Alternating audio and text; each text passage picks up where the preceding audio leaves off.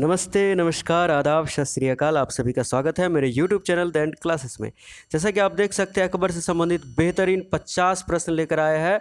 इससे बाहर आपको कोई भी सवाल नहीं पूछने वाला, क्योंकि अकबर से रिलेटेड जो 50 प्रश्न है, पूरे प्रश्न को हम डील करेंगे। मतलब 150 प्रश्न आप समझ जाइए। आप JRF की तैयारी कर रहे हो, नेट, सेट, PGT, TGT या किसी भी राज्य के असिस्टेंट प्रोफेसर एग्जामिनेशन या IAS प्री की तैयारी कर रहे हो, आपको इससे बाहर कुछ आने वाला नहीं है।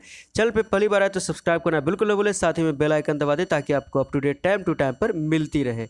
चलिए पहले सवाल की ओर चलते हैं कि अकबर ने कश्मीर की पहली यात्रा कब थी। बड़ा ही महत्वपूर्ण सवाल है। तो आपको बताएं, अकबर ने कश्मीर की जो पहली यात्रा की थी वो 1589 ईस्वी में अकबर ने कश्मीर की पहली यात्रा की थी। चलते अब हम दूसरे सवाल की ओर। अकबर ने किस पुत्र से कहा कि किसी व्यक्ति की जाति और जन्म की उच्चता का निर्णय उसके पूर्वजों की अच्छाई से या उसके महानता से नहीं, बल्कि उसके व्यक्तित्व से करना। यानी कि इंसान कैसा है वो उस पे उसी को देख के डिसाइड करना, न कि उसके बैकग्राउंड देख के। ठीक है, तो ये जो अकबर ने किस पुत्र से कहा था, तो ये अकबर ने शहजादा दनियाल से कहा था। 1597-98 ईस्वी में दनियाल को इलाहाबाद भेजा जा रहा था जब अकबर ने उसे ये बातें कही थी। बढ़ते हैं नेक्स्ट प्रश्न की ओर। सही अर्थों से शब्दों का मिलान करना है। ठीक है, तो हम देखते हैं। सबसे पहले यस्सा है। तो यस्सा जो था कि यस्सा का मतलब था शासक सभी संप्रदायों को एक माने तथा उसमें कोई भेदभाव नहीं करे। ये था यस्सा का मतलब। ये बराबर मतलब से संबंधित सवाल पूछता है, इसलिए याद रखना है। दारुल हरब, ये दार उल हरब मतलब था वह प्रदेश जो इस्लामी शासन स्वीकार नहीं करता तो उनसे युद्ध करना न्याय संगत है। यानी भाई उससे युद्ध कीजिए, उसको इस्लामी शासन स्वीकार करवाइए। तो वो प्रदेश कहलाता दारुल हरब जहाँ इस्लामी शासन स्वीकार नहीं करता था। और दारुल इस्लाम जो कि इस्लाम शासक के यानी कि मुस्लिम शासक के अधीन प्रदेश आते थे। तो यहाँ पर सारे के सारे हमारे सही है। अब बढ़ेंगे हम नेक्स्ट प्रश्न की ओर। बाबर के उस वजीर का क्या नाम था जो सरकार का राजनीतिक के साथ साथ वित्तीय प्रधान भी था। मतलब राजनीतिक के साथ साथ वित्तीय प्रधान, दो पद इनको मिले हुए थे। तो ये था भाई निजामुद्दीन ख्वाजा। इसके बारे में थोड़ा सा जान लीजिए। यह मुख्यतः एक सेना नायक था और पानीपत व खानवा दोनों लड़ाइयों में सेनापति की भूमिका इसने बखूबी निभाई थी। अब हम बढ़ते हैं अगले प्रश्न की ओर। अकबर कालीन वकील का पद पर कार्यरत शख्स जो अकबर की मृत्यु तक वकील के पद पर कार्य किया। ठीक है, मृत्यु तक यानी कि 105 तक वकील के पद पर कार्य किया, उसका नाम क्या था। तो भाई उसका नाम था मिर्जा अजीज कोका। अकबर का यह दूध भाई था। और आपको बतलाए कि ये जो 1595 ईस्वी से अकबर की मृत्यु तक वकील के पद पर कार्य किया था। ठीक है, नेक्स्ट प्रश्न। शेर शाह के अधीन सैनिक अभियंता के रूप में रोहतास के किले का निर्माण करने वाले टोडरमल को अकबर ने 1575 ईस्वी में वित्त विभाग में बुलाकर कौन सा पद दिया।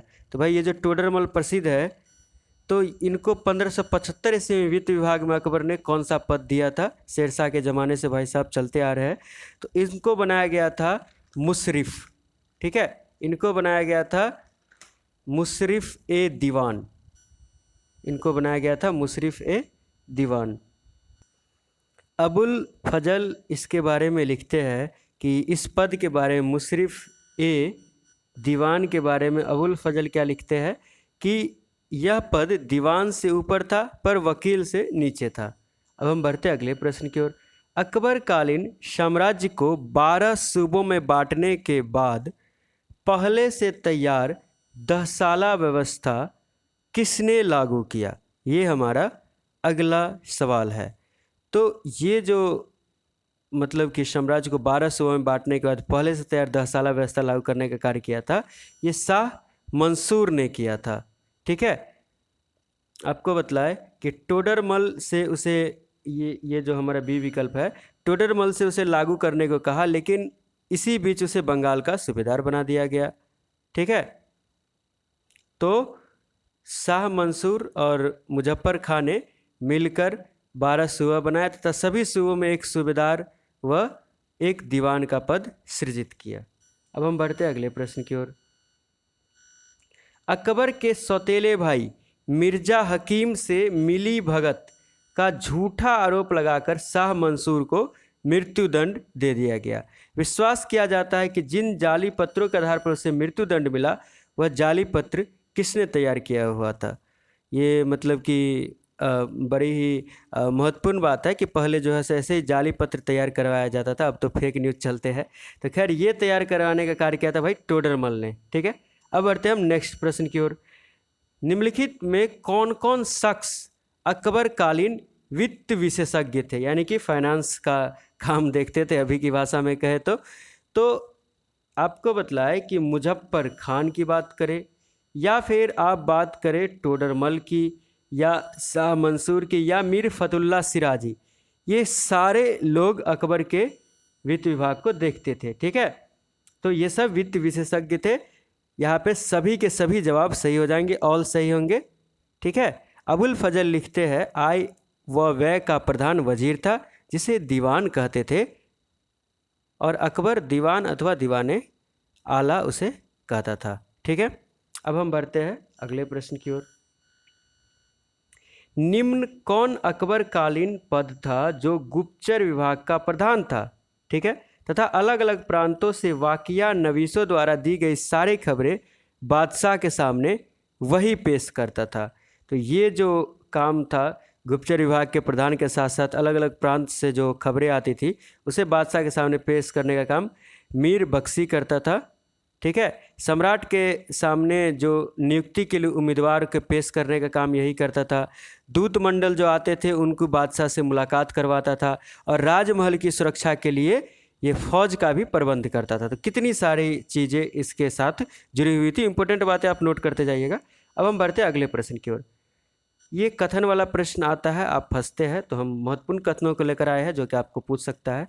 किसने लिखा है हरम की स्त्रियों के उपयोग के सामानों की खरीदारी व देश में युद्ध व विलासिता के हथियारों व सामानों वाले कारखानों के बारे में, मतलब किसने हरम की स्त्रियों के उपयोग में जो सामान आती थी या देश में युद्ध व विलासिता के हथियार व सामान के कारखाने जो थे उनके बारे में लिखा है कि अकबर अक्सर इन कारखानों में जाया करता था और साधारण कारीगरी को ध्यान से देखने और मनोरंजन के लिए खुद भी उसमें हाथ आजमाने से नहीं चूकता था। मतलब वहाँ पे खुद भी हाथ आजमा के थोड़ा सा कारीगरी देखता था या करने का प्रयास करता था।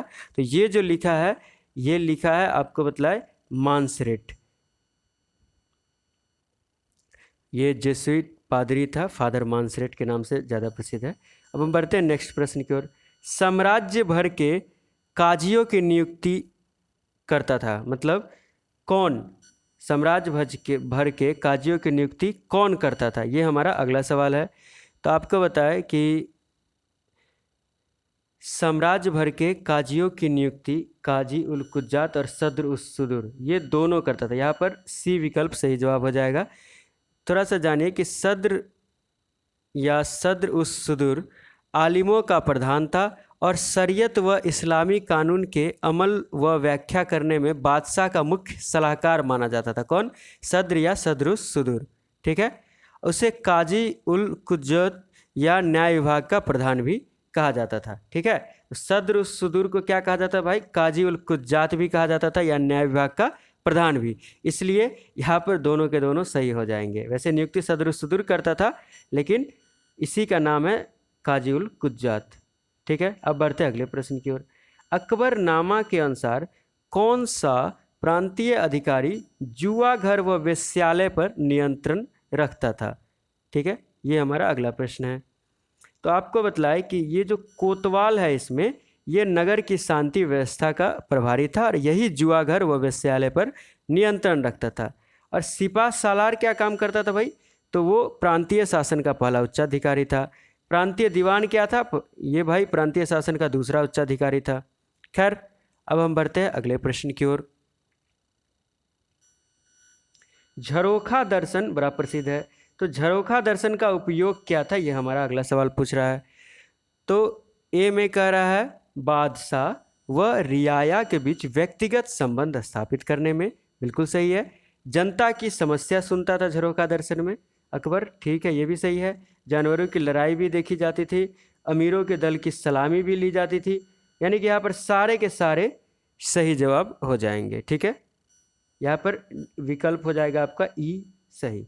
नेक्स्ट, किसका कथन है कि झरोखा दर्शन के बाद जब सार्वजनिक मुलाकाती कक्ष दीवाने खास ओ आम में अकबर बैठता, यानी झरोखा दर्शन के बाद जो आता तो सार्वजनिक मुलाकात के लिए कक्ष था दीवाने खास ओ आम, उसमें अकबर बैठता तो भारी भीड़ इकट्ठा हो जाती थी और काफ़ी रेल पेल मच जाती थी। मुहावरा है, मतलब कि काफ़ी ज़्यादा भीड़ हो जाना, ठीक है, धक्का मुक्की की स्थिति हो जाना। तो ये किस इतिहासकार ने लिखा है ये बातें? तो आपको बतलाए, ये लिखा है भाई बदायूनी साहब, अकबर के कट्टर आलोचक रहे हैं। इस स्थान पर छोटे बड़े सभी को व्यक्तिगत रूप से अर्जियां देने और अपने मामले पेश करने की छूट थी, ठीक है। अकबर का स्नान कक्ष, जहाँ नहाने के बाद वह अपने विश्वस्त व्यक्तियों से मिलता था। अकबर पूरे जीवन में, मतलब दिन भर में कहाँ किससे मिलता, क्या काम करता है, इस सारे से सवाल पूछे जाते हैं। तो ये हमारा सवाल है कि वो स्नान कक्ष जहाँ नहाने के बाद अपने विश्वस्त व्यक्तियों से मिलता था, उसका नाम क्या था? तो भाई उसका नाम था गुसल खाना, ठीक है। और दौलत खाना एक खास क्या था, इसके बारे में थोड़ा सा आप जान लीजिए। जहांगीर काल में स्नान कक्ष को ये नाम दिया गया, पर गुसल खाना ही प्रसिद्ध रहा, ठीक है। तो जहांगीर काल में गुसल खाना, दौलत खाना एक खास इसको नाम दिया गया, पर प्रसिद्ध रहा गुसल खाना ही। खैर अकबर के बारे में सवाल था तो यहाँ तो हमारा सी विकल्प ही सही होगा, ठीक है। अकबर काफ़ी रात संगीत सुनने के बाद आराम करने को जाता था, ठीक है, रात तक संगीत सुनता फिर आराम करने को जाता। निम्नलिखित में से किस क्षेत्र में अकबर काल में सर्वाधिक 1/2 भाग माल गुजारी के रूप में, टैक्स के रूप में वसूला जाता था? तो सबसे ज़्यादा जो टैक्स वसूला जाता था वो वसूला जाता था भाई, आपको बतलाए, कश्मीर से, ठीक है। यहाँ केसर की खेती होती थी और यहाँ राज्य का आधा अंश, मतलब इसमें से लेता था राज्य। और मुल्तान व राजस्थान जो है इसमें भाई 1/4, मतलब 4 में से 1 भाग लेता था, लेकिन कश्मीर में 2 में से 1 भाग, ठीक है। वैसे समानता उपज का अकबर काल में 1/3 भाग लिया जाता था, पर यह तीनों स्थान अपवाद है। मुल्तान राजस्थान में 4 में से 1 भाग और कश्मीर में से आधा। चलिए अब बढ़ते हैं नेक्स्ट प्रश्न की ओर। अकबर काल में सूखा पड़ने पर रियायत भी दी जाती थी, जिसके लिए खेती के एक हिस्से को अनबोया यानी कि बिना बोए छोड़ दिया जाता था। इसे क्या कहते थे, ये हमारा अगला सवाल है। तो इसे कहते थे भाई नाबूद। अकबर ने अमल गुजार को निर्देश दिया था कि सूखा पड़ने पर बंजर जमीन में बीज, खेत के औजार वगैरह के लिए कृषि ऋण या तकावी देने की व्यवस्था की जाए, ठीक है। अब हम बढ़ते हैं अगले प्रश्न की ओर। कोई सवाल है तो आप कमेंट बॉक्स में लिख सकते हैं। अकबर के काल में गजे सिकंदरी के स्थान पे नया पैमाना गज ए इलाही लागू किया। इसमें कितने इंच होते थे भाई? तो इसमें इंच होते थे 33, ठीक है, इसमें इंच होते थे 33 और निशान होते थे 41 निशान और 33 इंच, ठीक है, किसमें? गजे इलाही में। अमीरों को दिए जाने वाले मनसब 10 से लेकर 5,000 तक दिया जाता था। मनसबदारी व्यवस्था पर प्रसिद्ध है मुगल काल का, जानते होंगे।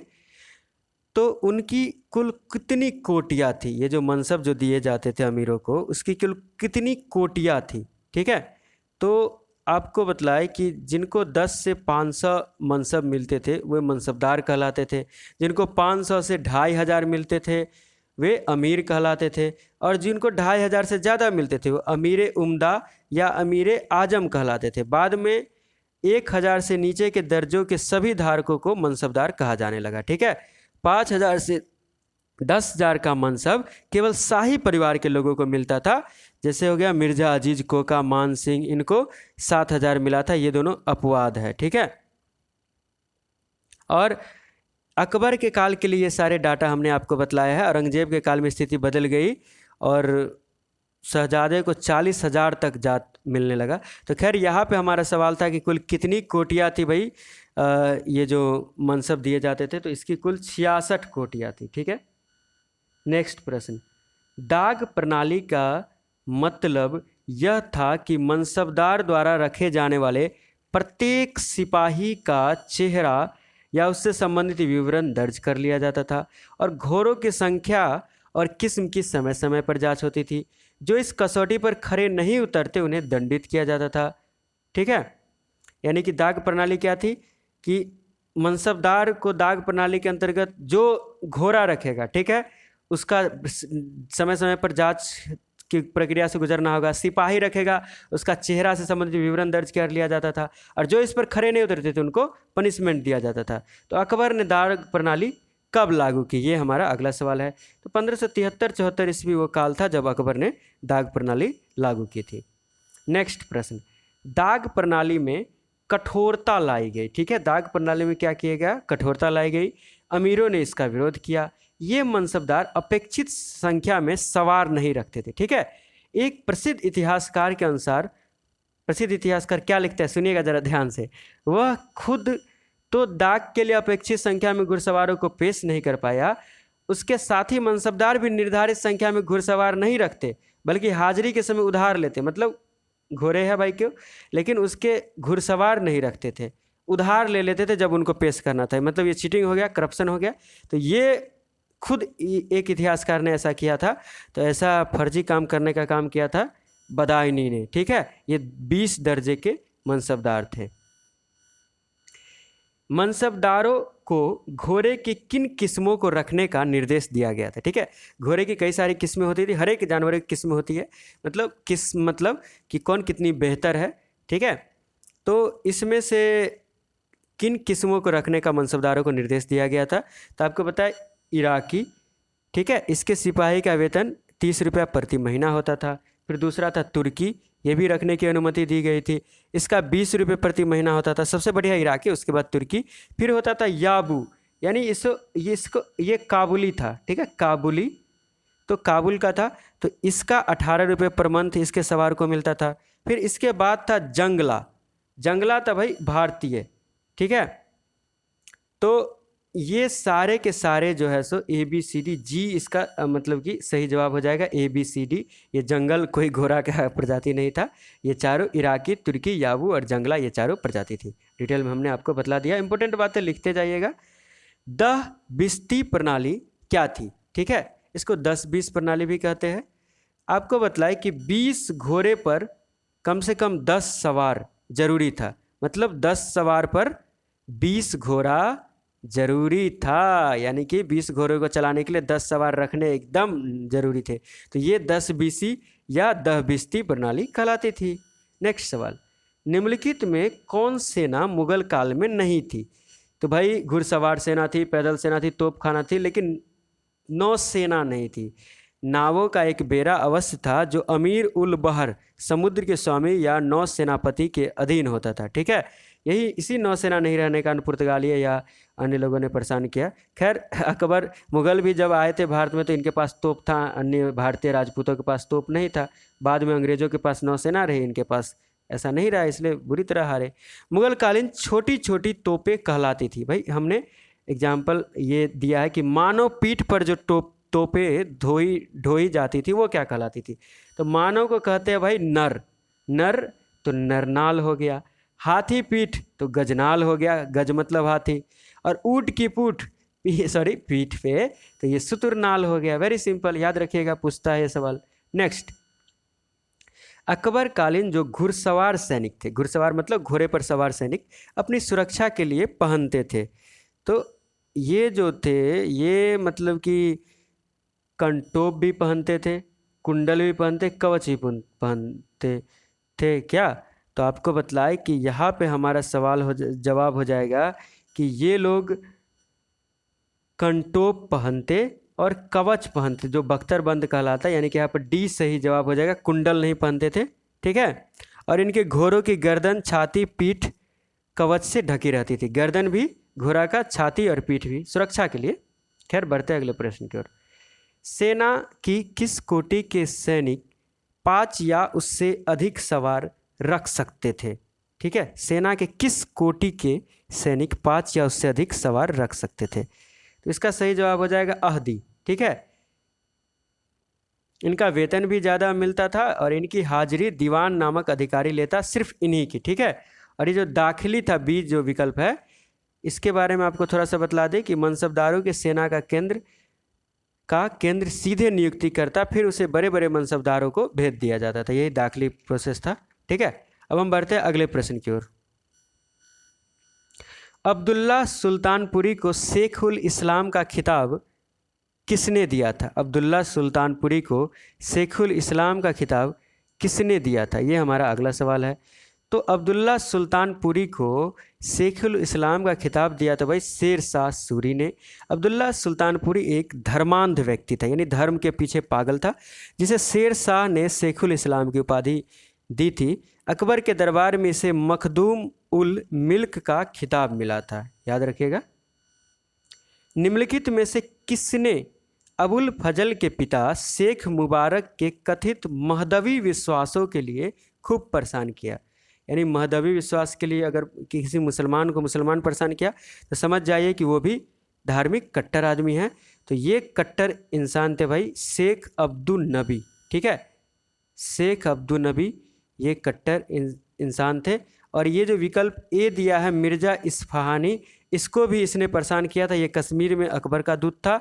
और याकूब कश्मीरी ये मुग़ल दरबार में कश्मीरी राजदूत था। इन सब को परेशान किया। और खैर मिर्ज़ा इस्फहानी और याकूब कश्मीरी को तो इसने मरवा दिया, ठीक है। किसने भाई? शेख अब्दुल नबी ने।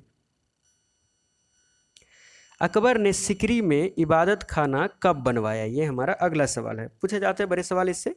तो आपको बतलाए कि 1575 ईस्वी वो साल था जब अकबर ने प्रार्थना कक्ष यानी इबादत खाना का निर्माण कराया। यह इबादत खाना अब्दुल्ला नियाजी नामक सूफी संत की कोठरी के पास बनाया गया था। आयताकार कक्ष था।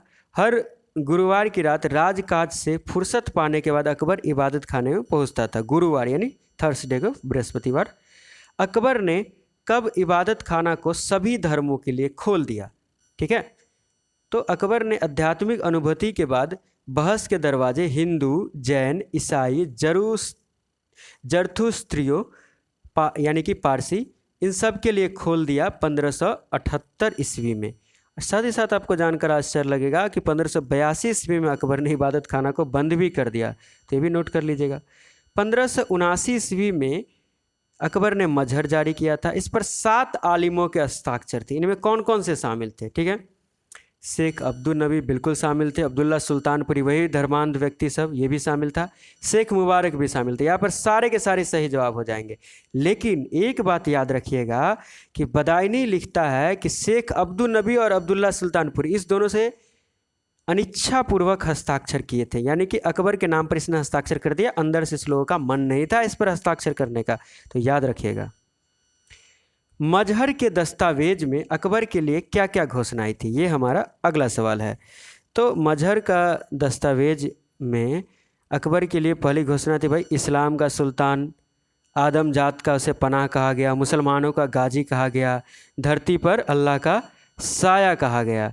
यानी कि इसके यहाँ पर हमारा हो जाएगा एक ई में जान लीजिए ऑल।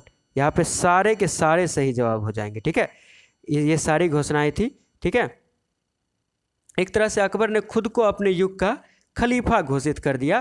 कोई नई बात नहीं थी। बलबन वाला दिन खिलजी ने भी ऐसे काम किए थे। ठीक है, अब हम बढ़ेंगे अगले प्रश्न की ओर। विद्वान दीन विधवाओं को राज्य द्वारा सहायता में दी जाने वाली भूमि अनुदान को कहते थे।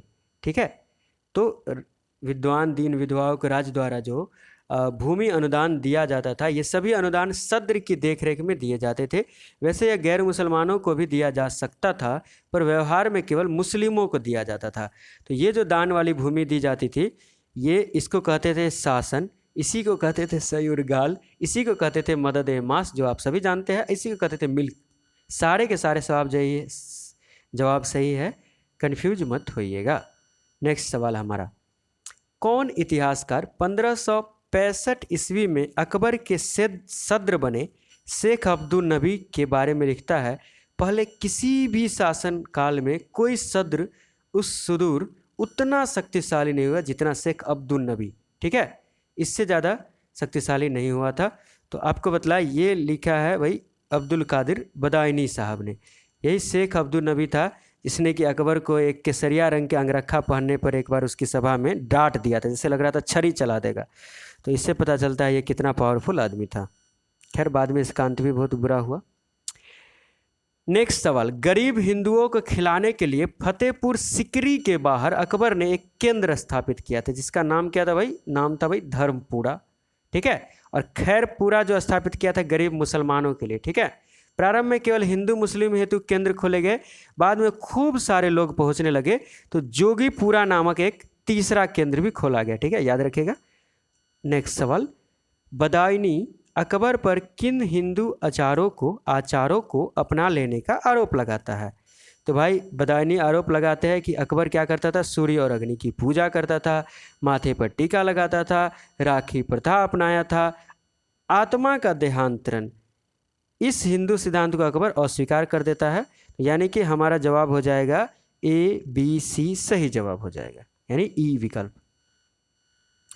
अकबर के बारे में सत्य कथन है। ठीक है। तो सबसे पहला उसने गो हत्या बंद करवा दी, बिल्कुल सही। वह दशहरा मनाता था, बिल्कुल सही है। वह नवरोज भी मनाता था। ठीक है। प्राचीन मध्य एशियाई परंपरा थी नवरोज। ठीक है। साथ ही पारसियों के लिए यह एक उत्सव का दिन था। तो यहाँ पर सारे के सारे जवाब सही हो जाएंगे। अब हम बढ़ते हैं नेक्स्ट प्रश्न की ओर। किस विदेशी ने अकबर के बारे में कहा कि कोई नहीं जानता कि वह किस धार्मिक नियम का अनुसरण करता है, हालांकि जैसा कि उसके आचरण से प्रकट होता है वह मुसलमान तो नहीं ही है। ठीक है। यानी कि अकबर के आचरण से इसको मुसलमान नहीं लगता था, क्योंकि ये बिल्कुल कट्टर नहीं था। तो ऐसे विचार जो है ये फादर मांसरेट के हैं। ठीक है। इनकी अगुवाई में एक ईसाई मशीनरी भारत आई और मांसरेट ने उपयुक्त आरोप अकबर पे लगाए। ठीक है। कौन सा इतिहासकार अकबर के बारे में लिखता है कि कुछ इतिहासकारों के गलत दावे के विपरीत उसने यानी कि अकबर ने अपने अनुयायियों को इस्लाम त्याग करने को नहीं कहा, बल्कि उसके रूढ़िवादी रूप छोड़ने को कहा। ठीक है। इस्लाम त्याग मत करो, बल्कि इसमें जो रूढ़िवादी बातें हैं, जो बातें वर्तमान के लिए उचित नहीं है उनको छोड़ दो, ऐसा कहा था भाई। ऐसा लिखा था I.H. कुरैशी साहब ने। ठीक है। अब हम बढ़ते हैं नेक्स्ट सवाल की ओर। अबुल फजल निम्नलिखित में से किसका जिक्र अपनी रचना में किया है? ठीक है। तो अबुल फजल ने तौहीद इलाही की चर्चा की है, यानी दिव्य एकेश्वरवाद, इसका जिक्र अबुल फजल ने किया है। दीन इलाही का जिक्र अबुल फजल ने नहीं किया है। पर भाई बदायूनी, अबुल फजल दरबारी इतिहासकार, बदायूनी आलोचनात्मक, दोनों को मिला के हम बातें करते हैं, हमेशा दोनों को पढ़ के अकबर के बारे में निष्कर्ष निकालते हैं। तो ये दोनों की चर्चा जो अगर साथ में पूछ दे तो वहाँ पर दीजिएगा बदायूनी। ठीक है। इस दोनों की चर्चा की है बदायूनी ने, लेकिन अबुल फजल केवल तौहीद इलाही यानी दिव्य एकेश्वरवाद का ही जिक्र करता है।